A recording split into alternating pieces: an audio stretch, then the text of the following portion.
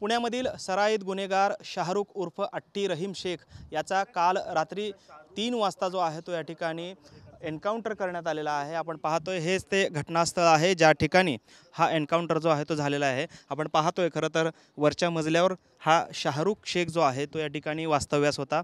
गेल्या 15 ते 20 दिवसांपासून हा या ठिकाणी वास्तव्यास असल्याची माहिती आहे आणि एकंदरीत पुण्यामध्ये वेगवेगळ्या पद्धतीचे त्याच्यावर जवळपास 15हून अधिक गुन्हे जे आहेत ते दाखल आहेत आणि या गुन्ह्यांच्या दरम्यानच त्याला पुणे पोलिसांनी जो आहे तो अटक करण्यासाठी त्यांचं पुणे पोलिसांची क्राईम ब्रँचची टीम जी आहे ती या ठिकाणी या मोहोळ तालुक्यातल्या लांबोटी गावामध्ये जे आहे चंदननगर भागामध्ये ही टीम आलेली होती। मध्यरात्री साधारणपणे 3 ते 4च्या सुमारास ही संपूर्ण घटना जी आहे ती घडलेली पाहायला मिळते। खरं तर शाहरुख शेख हा मोक्कामध्ये देखील आरोपी होता आणि मोक्कामधून तो फरार असल्याची देखील माहिती आहे आणि त्याच्यासाठीच त्याचा ताबा घेण्यासाठी पुणे क्राईम ब्रँचची टीम जी आहे त्या ठिकाणी या लांबोटी गावातील चंदननगर येथे आलेली होती आणि आपण पाहतोय रात्री साधारणपणे 3 ते 4च्या सुमारास जी आहे ती ही कारवाई सगळी झालेली पाहायला मिळते।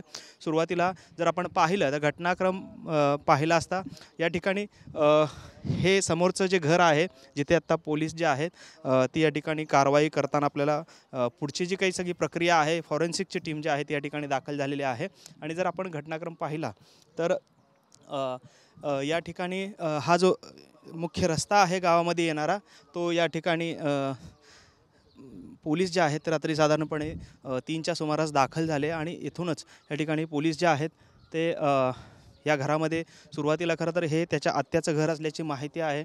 त्यांना त्या नातेवाईकांना जे आहे त्या ठिकाणी पोलिसांनी उठवलं आणि जो शाहरुख शेख आहे तो वरच्या बाजूला राहत होता त्याला आवाज द्यायला सांगितला।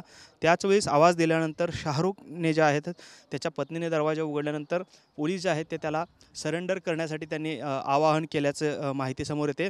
मात्र शाहरुख जवळ देखील एक पिस्टल होती आणि ती पिस्टल त्याच्या बाजूलाच होती अशी देखील माहिती ते मिळते आणि दरम्यान पोलिसांनी त्याला आत्मसमर्पण करण्यासाठी सांगितलं असताच या ठिकाणी शाहरुखने जो आहे तो पोलिसांवर फायर केल्याचा एकंदरीत दावा जो आहे तो या क्राईम ब्रांचच्या टीमने केलेला आहे आणि त्यानंतर पोलिसांनी सर्वप्रथम त्याच्या पायावर एक गोळी मारली आणि एकूण 4 गोळ्या त्याच्यावरती झाडल्याची माहिती जी आहे ती समोर येते आणि हा सर्व पंचनामा जो आहे तो या ठिकाणी होतोय। त्यानंतर खरं तर रहीम शेख यांचा हा मुलगा आहे शाहरुख हा याला सोलापूरच्या शासकीय रुग्णालयात नेण्यात आलं मात्र या ठिकाणी त्याला मृत घोषित करण्यात आलं।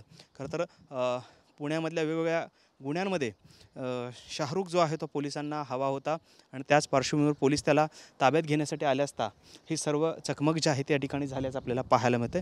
त्यामुळे एकंदरीतच मोठी घटना जी आहे खरं तर पुण्यातले आणि वेगवेगळ्या पद्धतीचे आरोपी जे आहेत ते ग्रामीण भागामध्ये वास्तव्यास येतात आणि अशा छोट्या लोकसंख्या असलेल्या गावांमध्ये ते वास्तव्यास असल्याचं पाहायला मिळतं।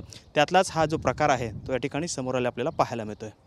कॅमेरामन विनोद मुनाबादकरसह सागर सुरवसे TV9 मराठी चंदननगर लांबोटी सोलापूर।